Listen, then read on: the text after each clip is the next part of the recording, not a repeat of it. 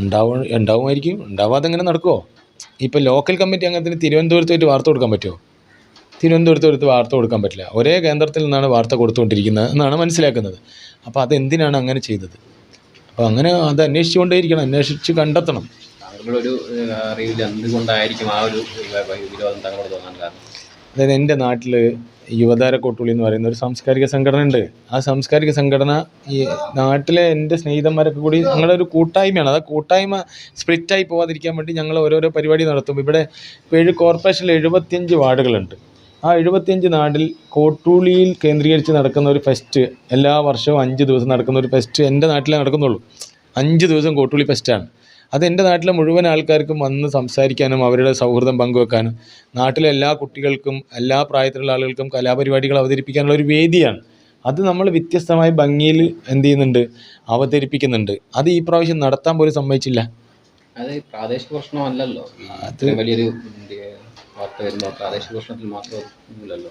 ഇതായത് ഇങ്ങനെ ഒരു പരിപാടിയെ നടക്കാൻ പാടില്ല. ഇനി ഇയാൾ ജീവിച്ചിരിക്കാനേ പാടില്ല എന്ന് പറയും. മനസ്സിലായില്ലേ? അതാണ് ഞാൻ അന്ന് പറഞ്ഞത്. അവസാനത്തെ തുള്ളി വെള്ളത്തിനകത്ത് വിഷം പുരട്ടാൻ മനസ്സുള്ളവർക്ക് മാത്രമേ ഇങ്ങനെ ചെയ്യാൻ പറ്റൂ. അത്രയ്ക്കും വൈരാഗ്യം തോന്നാൻ എന്തുകൊണ്ടായിരിക്കും? അത് ആ മനുഷ്യർ പറയണം, അത് അവരുടെ മനസ്സിൻ്റെ ഒരു പ്രശ്നമാണ്. ആ ഒരാൾ വീണ് പോയാൽ, ഒരാൾ വീണ് കിടക്കുന്ന റോട്ടിൽ എല്ലാവരും കുറേ ആൾക്കാർ നോക്കിക്കും. അതിലേതെങ്കിലും 1-2 ആൾക്കാരെ എടുത്തു കൊണ്ടുപോകുള്ളൂ. ആ നോക്കി നിൽക്കുന്ന മനുഷ്യരൊക്കെ ഇത് കണ്ടുകൊണ്ടിരിക്കുന്നുണ്ട്. ആ എടുത്തു കൊണ്ടുപോകുന്നവരാണ് എന്ത്, അവരുടെ മനസ്സിലാണ് സഹതാപുള്ളത്. ആ സഹതാപുള്ള മനുഷ്യന്മാരെ തകർക്കുക എന്നുള്ളതാണ്. അങ്ങനെ ആരും എടുത്തു കൊണ്ടുപോകണ്ട. ആംബുലൻസ് രാത്രി ഓടണ്ട. ആംബുലൻസിനകത്ത് പ്രമോദ് കോട്ടൂളി പോയിട്ട് എന്ത് ചെയ്യണ്ട, നട്ടപ്പാതിരയ്ക്ക് പോയിട്ട് ആളെ രക്ഷപ്പെടുത്തണ്ട. വിശക്കുന്നവന് ചോറ് കൊടുക്കണ്ട, നഗരത്തിൽ പോയിട്ട് ചോറ് കൊടുക്കണ്ട. ഈ ഇവിടുത്തെ നാട്ടിലെ മാങ്ങ മുഴുവൻ പറിച്ചിട്ട് എല്ലാവർക്കും അച്ചാറിട്ടിട്ട് ഓണത്തിന് എല്ലാവർക്കും ഒരു സദ്യൻ്റെ കൂടെ ഒരു വിഭവം ഈ വിളമ്പണ്ട എന്ന് പറയുമ്പോൾ ഉണ്ടാകുന്ന പ്രശ്നമാണ്. താങ്കളോട് മാത്രമുള്ള വൈരാഗ്യമാണോ, അല്ലെങ്കിൽ താങ്കളെ ലക്ഷ്യം വെക്കുന്നത് മറ്റാരെങ്കിലും? അതായത് ഇപ്പം ഞാനാണല്ലോ ഇപ്പോൾ യുവതാരം എന്ന് പറയുന്ന സംഘടനയ്ക്ക് നേതൃത്വം കൊടുക്കുന്നത്. അത് ഇപ്പോൾ സ്വാഭാവികമായിട്ട് ഞാനിപ്പോൾ മനസ്സിലാക്കിക്കൊണ്ടിരിക്കുക, വേറെ ആർക്കും എന്നോടൊരു ശത്രുത ഉണ്ടാവാൻ വഴിയില്ല. ഒരു ശത്രുതയ്ക്ക് ഒരു സാധ്യത ഞാൻ കാണുന്നില്ല. പ്രാദേശിക പ്രശ്നമാണെന്നാണ് പറയുന്നത്. അതെ, ഇതിപ്പോൾ തിരുവനന്തപുരത്തു നിന്ന് വാർത്ത വന്നാൽ പ്രാദേശികമായിട്ടുള്ള ഒരു സാധനം തിരുവനന്തപുരത്ത് പോയിട്ട് വാർത്ത കൊടുക്കില്ലല്ലോ. അപ്പോൾ ഇതിനകത്തൊരു ഗൂഢാലോചന ഉണ്ട്, ഒരു അദൃശ്യമായ സംവിധാനം ഇതിൻ്റെ ബാക്കിലുണ്ട് എന്ന് ഞാൻ സംശയിക്കുന്നുണ്ട് സത്യമായിട്ട്. അല്ലാണ്ട് ഇതിങ്ങനെ വരാൻ വഴിയില്ല. ഇല്ല, അയാളെ സത്യങ്ങൾ ഇനിയും പറഞ്ഞുകൊണ്ടിരിക്കട്ടെ, അയാൾ ഇനിയും പറയട്ടെ, അയാളെല്ലാ സംവിധാനത്തിനെ പറ്റി പറയട്ടെ, അയാൾ കൂടുതൽ സത്യങ്ങൾ പുറത്തു വരട്ടെ, അപ്പം നമുക്ക് മനസ്സിലാവും. പാർട്ടിയിൽ ഒരു സ്ഥാനത്തിന് വേണ്ടിയിട്ടുള്ള പ്രവർത്തനങ്ങളല്ല താങ്കളുടെ ഭാഗത്തുനിന്ന് ഉണ്ടാകുന്നത്, ഒരു സാംസ്കാരിക പ്രവർത്തനങ്ങളാണ് ഉണ്ടാകുന്നത്. അതെ, അപ്പം അതിന് വേണ്ടിയിട്ട് ഇങ്ങനെ ഒരു ശത്രുതാ പ്രവർത്തനം ഉണ്ടാകുന്ന വിശ്വസിക്കുന്നുണ്ടോ? അതായത് 14 വയസ്സിൽ സംഘടനാ പ്രവർത്തനം തുടങ്ങിയ ആളെ ഞാൻ. അതിൻ്റെ മുന്നേ ബാലസംഘമുണ്ട്. അവിടെ മുതൽ ഞാൻ ഇത്രയും കാലമായി ഞാൻ സംഘടന നിരന്തരം ലൈവായിട്ട് പ്രവർത്തിച്ചുകൊണ്ടിരിക്കുകയാണ്. ഞാൻ ഇപ്പോഴും ഏരിയ കമ്മിറ്റി മെമ്പർ മാത്രമാണ്. എനിക്ക് ശേഷം വന്ന ഇത്രയും അടി കിട്ടാത്ത, ഇത്രയും ജയിൽവാസം അനുഭവിക്കാത്ത ആൾക്കാരൊക്കെ എന്നെക്കാൾ മുന്നേയുള്ള കമ്മിറ്റികളിലൊക്കെ ഉണ്ട്. ഞാനിപ്പോൾ ഏരിയ കമ്മിറ്റി മെമ്പറായിട്ടാണ് നിൽക്കുന്നത്. ഇതിൻ്റെ മുന്നേ ഞാൻ സ്വാഭാവികമായിട്ടും സംഘടനാപരമായിട്ട് പരിഗണിക്കപ്പെടേണ്ട ആളാണ്. കാരണം അങ്ങനെ ഒരു പ്രയോറിറ്റി ഉണ്ടാവില്ല. പക്ഷെ അതിലൊന്നും എനിക്ക് വിഷമമില്ല. ഞാൻ എൻ്റെ രീതിയിൽ പ്രവർത്തിച്ചുകൊണ്ടിരിക്കും. ഏരിയ കമ്മിറ്റി അംഗമാകണം അല്ലെങ്കിൽ ഏതെങ്കിലും ഒരു ഭാരവാഹിയാകണമെന്ന ആഗ്രഹത്തിലല്ല ഞങ്ങൾ പ്രവർത്തിക്കുന്നത്. നമ്മുടെ ഒരു ജീവിത അനുഭവമുണ്ട്. ആ ജീവിതാനുഭവം എന്താണ്? പ്രയാസത്തിൻ്റെയും പ്രശ്നത്തിൻ്റെയും വിശപ്പിൻ്റെയും വീടില്ലാത്തവൻ്റെയും ഒക്കെ പ്രശ്നമാണ്. അതിന് അതിജീവിച്ച് വരുമ്പോൾ നമ്മൾ മനസ്സിലാക്കേണ്ട കാര്യം, വിശക്കുന്നവന് ഭക്ഷണം കൊടുക്കണം, വീടില്ലാത്തവന് വീടുണ്ടാക്കാനുള്ള സംവിധാനം. നിങ്ങൾക്ക് മനസ്സിലാക്കേണ്ടത് വെച്ചാൽ ഇവിടെ 2 വീട് ഞാൻ നിർമ്മിച്ചു കൊടുത്തിട്ടുണ്ട്. 2 വീട് ഞങ്ങളുടെ യുവതാര എന്നുള്ള നിലയ്ക്ക്. ഒന്നൊരു സരോജിനി അടുത്തേക്കും, അവിടെ ഒരു സുമേഷ് എന്ന് പറഞ്ഞ ഒരു മാനസിക രോഗിക്കും. ഈ 2 വീട് ഞങ്ങൾ നാട്ടുകാരൊക്കെ ഓരോ സംവിധാനം ഉണ്ടാക്കിയിട്ട് വീട് നിർമ്മിച്ചു കൊടുത്തതാണ്. ആ വീടില്ലാത്തവനെ മനസ്സിലാവുള്ളൂ വീടില്ലാത്തവൻ്റെ പ്രശ്നം.